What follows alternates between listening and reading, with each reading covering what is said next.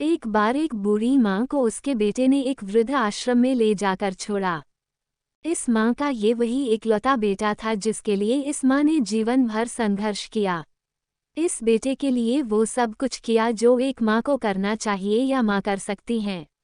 और आज भी अपने बेटे को किसी भी तरह की परेशानी ना हो इसलिए आश्रम में रहने के लिए भी तैयार हो गई। वृद्ध आश्रम में रह रही माँ हमेशा अपने बेटे को याद करती मगर बेटा केवल साल में एक बार उसको मिलने जाता या फिर फोन पर बात कर लेता। कई साल बीत गए। वृद्ध आश्रम से बेटे को एक दिन फोन आया। उन्होंने कहा, बेटा जल्दी से आश्रम आके अपनी माँ से मिल लो, वो बहुत सीरियस है। बेटा जब अपनी बीमार माँ के पास पहुंचा तब वो अपनी आखिरी सांसें गिन रही थी। बेटे ने अपनी माँ से उसकी आखिरी इच्छा पूछते हुए कहा, माँ मैं तुम्हारे लिए क्या कर सकता हूँ बताओ। माँ ने कहा, बेटा इस आश्रम में गर्मी और मच्छर बहुत ज़्यादा है, यहाँ पर कुछ पंखे लगवा देना।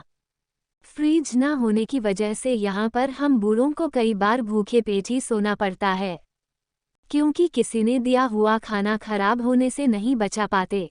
तो इस आश्रम के लिए एक दो फ्रिज भी खरीद कर दे देना। बेटे ने अपनी माँ की सारी बात सुनी और अपनी माँ से पूछा, आपने इतने साल यहाँ पर निकाल दिए पर आपने कभी भी यह बातें मुझसे नहीं कहीं और अब जब आपके पास टाइम नहीं बचा है तब आप ये सब कह रही है, ऐसा क्यों?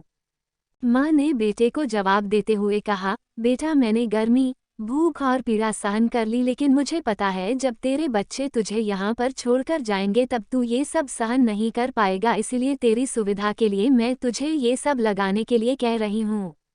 दोस्तों, माँ की ये आखिरी लाइनें किसी भी बेटा या बेटी की आंखें खोलने के लिए सक्षम है।